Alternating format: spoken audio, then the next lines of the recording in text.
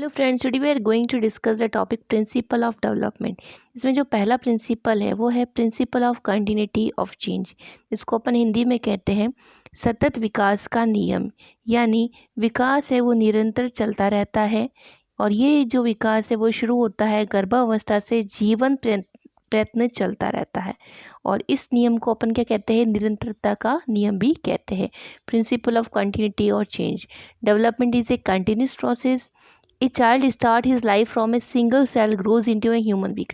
एक बच्चा अपनी जीवन की शुरुआत एक सिंगल सेल से करता है और वो एक कंप्लीट ह्यूमन बीइंग के अंदर डेवलप होता है। Change is law of nature. Change क्या है? प्रकृति का नियम है, ठीक है ना। It include change in size. हमारी साइज़ के अंदर चेंजेस आते हैं, हमारी बॉडी प्रोपोर्शन में चेंजेस आते हैं, हमारे बिहेवियर में चेंजेस आते हैं, हमारी मोटर और मेंटल लेवल, जो हमारी सोचने समझने की क्षमता होती है, या फिर मोटर जैसे कि हमारी मसल्स का डेवलपमेंट हो गया, मसल्स का कंट्रोल होना, ये सब चीज़ें किस में आते हैं, इनके अंदर भी चेंजेस आते हैं। तो जो है प्रिंसिपल ऑफ कंटिन्यूटी और चेंज यही कहते हैं कि चेंज जो है प्रकृति का नियम है और जो विकास है वो निरंतर चलता रहता है। नेक्स्ट प्रिंसिपल आता है principle of proceeding from general to specific, ठीक है ना। ये प्रिंसिपल बहुत ही इंपॉर्टेंट है, यानी इस प्रिंसिपल को हम कहते हैं सामान्य से विशिष्ट क्रियाओं का नियम। जैसे कि इसको हम समझेंगे, जब कभी भी शिशु, अगर उसको अपन एक खिलौना दिखाते हैं तो उस खिलौने को लेने के लिए वो अपने हाथ भी हिलाता है, पैर भी हिलाता है, वो सब उस पर्टिकुलर उस चीज़ को लेने के लिए, खिलौने को लेने के लिए। लेकिन जब कभी बच्चा बड़ा हो जाता है, जब उसका डेवलपमेंट होने लगता है, तो वो पर्टिकुलर क्या करता है, उस खिलौने को लेने के लिए अपना हाथ उठा के वो खिलौना ले लेता है, ठीक है। A child shows a general response first and learn to show specific goal oriented responses later. तो यानी कि जो एक बच्चा होता है पहले एक जनरल रिस्पॉन्स शो करता है और उसके बाद में वह एक particular specific goal oriented response show करता है। जैसे कि दूसरा एग्जांपल से समझेंगे हम इस प्रिंसिपल को, कि जब कभी भी बच्चा रोता है, ठीक है ना, he uses his whole body to response. तो वो अपने हाथ मारता है, पैर मारता है और फिर ऐसे करके वो रोता है, हाथ उठा के पैर उठा के रोता है तेज तेज।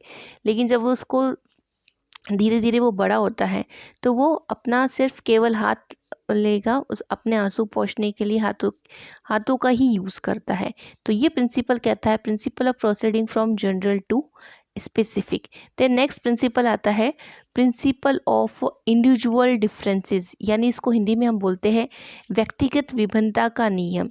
ये प्रिंसिपल ये बोलता है कि प्रत्येक व्यक्ति एक दूसरे से अलग होता है। Each individual is different from another person, ठीक है। व्यक्तिगत विभिन्नता का जो कंसेप्ट था वो कंसेप्ट दिया था गाल्टन के द्वारा दिया गया था, ठीक है। व्यक्तिगत विभिन्नता जो है वो जन्म से पाई जाती है, किसी भी इंडिविजुअल के अंदर जन्म से ही पाई जाती है। कोई भी दो इंडिविजुअल होते वो एक दूसरे के से सेम नहीं होते, बिल्कुल भी सेम नहीं होते हैं। और ये जो डिफरेंसेस होते हैं किसी भी इंडिविजुअल के अंदर, वो किस कारण से होते हैं? जीन्स के कारण से होते हैं। Due to heredity and environment there is an individual differences can be seen in the development pattern of a child. किसी भी इंडिविजुअल के अंदर डेवलपमेंट किसकी वजह से होता है? या तो हेरिडिटी की वजह से होता है या दूसरा एनवायरमेंट की वजह से होता है। These differences are caused by genes, और ये जो डिफरेंसेस होते हैं जीन्स के द्वारा होते हैं। और जीन्स जो होते हैं which are inherit from parents to offspring, या फिर चाइल्ड कह सकते हैं हम। और ये जीन्स के द्वारा इंडिविजुअल के अंदर डिफरेंसेस आते हैं। या फिर एनवायरमेंटल कंडीशंस ले लो, एनवायरमेंटल कंडीशन बहुत सारी होती है, ठीक है ना। एनवायरमेंटल कंडीशन में क्या होता है? जैसे कि फूड, अगर हम कहते हैं ना कि अच्छा भोजन हमें मिलता है तो हमारा स्वास्थ्य भी अच्छा होता है। Healthy food make us healthy too, ठीक है। सेकेंड आता है मेडिकल फैसिलिटीज़। अगर अपन मेडिकल फैसिलिटीज़ की बात करते हैं, बच्चे छोटे होते हैं, अगर उनका शुरुआत में उनका अच्छे से हम उसको मेडिकल फैसिलिटीज़ अच्छे से प्रोवाइड नहीं करते तो लेटर उनके अंदर कोई भी गंभीर बीमारी आ सकती है। जैसे कि पोलियो का अपन टीका अगर नहीं लगाते बचपन में तो आगे जाके वो जो बच्चा है वो पोलियो से इन्फेक्टेड हो सकता है, ठीक है। देन थर्ड आता है साइकोलॉजिकल कंडीशन। साइकोलॉजिकल कंडीशंस मतलब जैसे कि it is related to the behaviour, मगर अपन उसको बच्चे को अच्छा एनवायरनमेंट देते हैं, जैसे कि कहते हैं ना हेल्दी एनवायरनमेंट देते हैं, पॉजिटिव एनवायरनमेंट देते हैं घर में, तो वो बच्चे के ऊपर हेल्दी असर करता है, उसके मेंटल लेवल, उसके बिहेवियर में भी अच्छा पॉजिटिव बिहेवियर देखने को मिलता है। अगर इसी की तरह अगर हम बात करते हैं, अगर घर का माहौल सही नहीं है, जैसे कि आपस में फैमिली वाले झगड़ रहे हैं या फिर नेगेटिव एनवायरनमेंट, जो पेरेंट्स है बच्चों के ऊपर ध्यान नहीं देते हैं, उसकी बात नहीं सुनते, तो लेटर ऑन बच्चा जो है डिप्रेशन का शिकार भी हो जाता है। तो साइकोलॉजिकल कंडीशन भी बहुत इंपॉर्टेंट होती है, जो बच्चे के डेवलपमेंट में रोल प्ले करती है।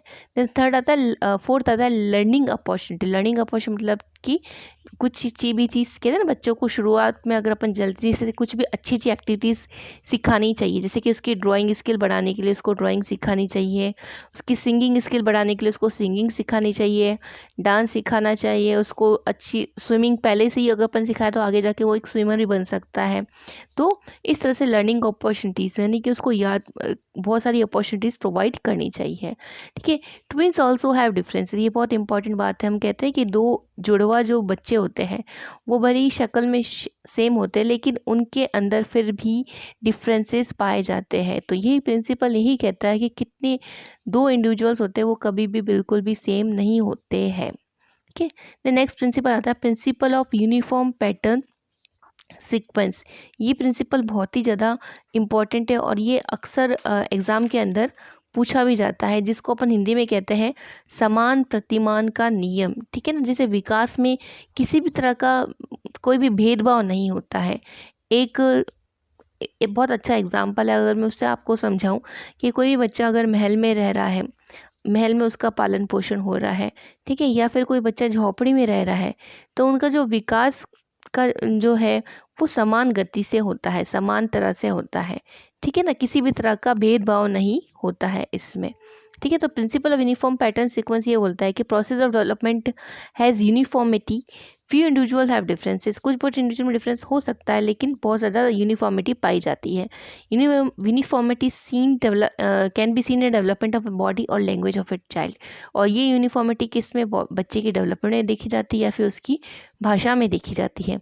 डेवलपमेंट स्टार्ट फ्रॉम हेड, जैसे कि अगर अपन बात करते हैं यूनिफॉर्मिटी किस तरह से पाई जाती है, जैसे कि डेवलपमेंट जितनी भी बच्चे हैं चाहे वो कहीं पे भी रह रहा हो, तो उसका डेवलपमेंट हेड से स्टार्ट होगा, बाद में उसके मिल्क टीथ गिरते हैं, falls first, milk teeth fall first, then फिर इसको अपन और अच्छे से समझते हैं, at embryo stage head develops. Embryo stage में सबसे पहले हेड डेवलप होगा, फिर उसके लोअर पोर्शन जो होते हैं वो डेवलप होंगे, बॉडी पार्ट्स लोअर पोर्शन होते हैं बॉडी पार्ट्स के वो डेवलप होंगे, फिर स्पाइनल कॉर्ड बनेगी, फिर उसका हार्ट बनेगा और फिर उसका चेस्ट बनेगा। तो ये जो यूनिफॉर्मिटी होती है वो हर बच्चे के अंदर इसी सीक्वेंस में होती है, चाहे बच्चा महल में रह रहा हो, चाहे बच्चा एक झोपड़ी में रह रहा हो, सब में के अंदर एक यूनिफॉर्मिटी, एक सीक्वेंस पाया जाता है।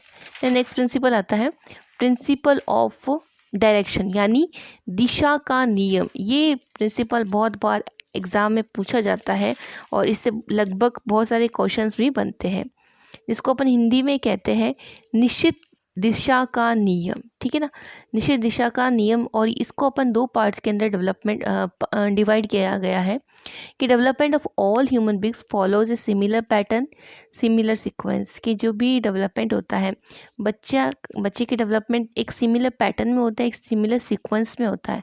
और ये जो सीक्वेंशियल पैटर्न होता है वो दो डायरेक्शंस में देखा गया है। ठीक है, पहला जो है उसको कहते हैं अपन सेफालोकॉर्डल सीक्वेंस, यानी कि सिर से पैर की ओर, जिसको अपन हिंदी में बोलते हैं मस्तकाधोमुखी नियम जिसको बोलते हैं। ठीक है, यानी कि बच्चे का जो है पहले सिर उठता है, फिर उसका धड़ उठता है, फिर उसके हाथ और पैर उठते हैं। ठीक है ना, development of a body starts from head to toe, that is growth start from head region to downwards. कि जो डेवलपमेंट होता है वो हेड से डाउनवर्ड रीजन में होता है। देन नेक्स्ट आता है इसका जो सेकेंड पार्ट है वो है प्रोक्सीमो डिस्टल सीक्वेंस, जिसको कहते हैं हिंदी में इसको बोलते हैं निकट दूर नियम, यानी से केंद्र से सिरों की ओर, जिसको अपन बोलते हैं यानी अंदर से बाहर की ओर। ठीक है ना, सिरों यानी कि बॉडी पार्ट्स को अपन कहते हैं। जैसे कि development proceeds from central part of a body towards peripheries, कि जो भी डेवलपमेंट होता है, विकास जो होता है वो सेंट्रल पार्ट से स्टार्ट होकर पेरिफेरी तक जाता है।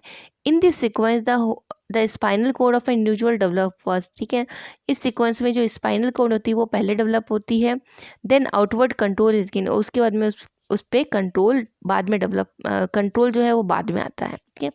इसमें एक एग्जांपल से समझते हैं, जैसे कि पहले हथेली, कोई भी बच्चा होता है वो पहले हथेली उसकी काम करती है, फिर उंगलियां, फिर रीढ़ की हड्डी का विकास होता है, और धीरे धीरे करके बॉडी के अलग अलग पार्ट्स का विकास होता है। इस एक अच्छा एग्जांपल और है कि babies cut they front teeth before they cut they side one, कि जब भी बच्चा भोजन को चबाना शुरू करता है तो वो पहले अपने आगे के दांत यानी कि फ्रंट टीथ यूज़ करता है, बाद में उसके वो साइड वाले दांत होते हैं उसको यूज़ करता है फूड को कट करने के लिए। तो ये हमारा था प्रिंसिपल ऑफ डायरेक्शन यानी दिशा का सिद्धांत। तो इसी के आगे हम और नेक्स्ट प्रिंसिपल के बारे में हम डिस्कस करेंगे।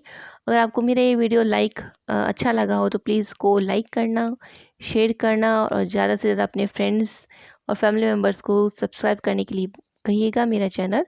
Thank you so much.